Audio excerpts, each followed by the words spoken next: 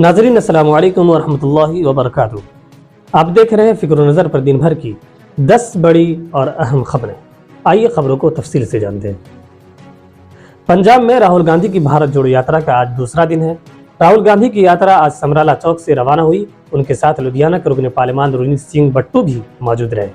راہل گاندھی یاترا کے بعد آج دہلی واپس لوٹ گئے۔ کل 13 جنوری کو لہڑی کے سبب یاترا نہیں ہوگی۔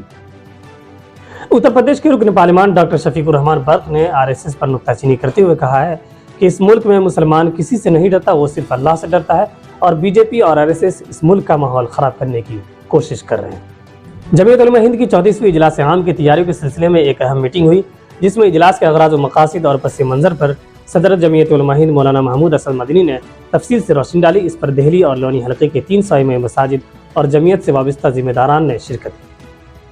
دہلی میں گزشتہ روز ایک بدماش نے ASI پر چاقو سے حملہ کیا، جس کے بعد انہیں زخمی حالت میں اسپتال داخل کرایا گیا، جہاں علاج کے دوران ان کی موت ہو گئی۔ اس سلسلے میں دہلی حکومت نے شہید ASI کے اہل خانہ کو 1 کروڑ روپے معاوضہ دینے کا اعلان کیا ہے۔ کرناٹک کے شہر ہبلی میں روڈ شو کے دوران ایک شخص پھول کا ہار لے کر وزیر اعظم مودی کے قریب تر پہنچ گیا، جس کو PM مودی کی حفاظت میں تعینات اسپیشل پروٹیکشن گروپ نے پکڑ کر دور کر دیا۔ گویانا کے صدر ڈاکٹر محمد عرفان علی نے 7 عجائب میں سے ایک بھارت کے شہر آگرہ میں واقع تاج محل کا دورہ کیا۔ اس دوران انہوں نے تاج محل کی تاریخ کے بارے میں معلومات حاصل کی۔ دریں اثنا تاج محل میں 2 گھنٹے تک عام سیاحوں کا داخلہ بند رہا۔ سعودی حکومت نے عازمین حج و عمرہ کے لیے انشورنس فیس میں بڑی کمی کر دی۔ اب حاجیوں کو 109 ریالوں کی انشورنس فیس کے بجائے صرف 29 ریال ادا کرنے ہوں گے۔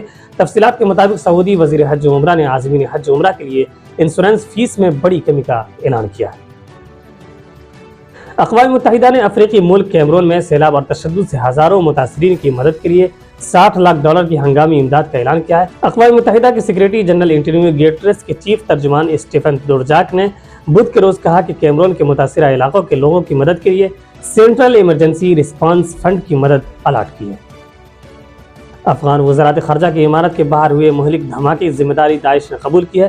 آپ کو بتا دوں کہ وزارت کی عمارت کے باہر ایک سڑک پر دھماکہ ہوا، جس پر 5 شہری ہلاک اور 40 سے زائد افراد شدید طور پر زخمی ہوئے تھے۔ آسٹریلیا نے طالبان کی جانب سے خواتین اور لڑکیوں کے حقوق پر مزید پابندی عائد کرنے کی وجہ سے افغانستان کے خلاف ایک روزہ بین الاقوامی سیریز سے دستبرداری اختیار کر لی ہے۔ واضح رہے کہ آسٹریلیا اور افغانستان کو مارچ میں متحدہ عرب امارات میں 3 یک روزہ میچ کھیلنا تھا، لیکن کرکٹ آسٹریلیا نے آسٹریلوی حکومت کے ساتھ وسیع مشاورت کے بعد سیریز کو منسوخ کر دیا ہے۔ ناظرین، خبرنامے میں اتنا ہی، جلد ملاقات ہوگی، شکریہ۔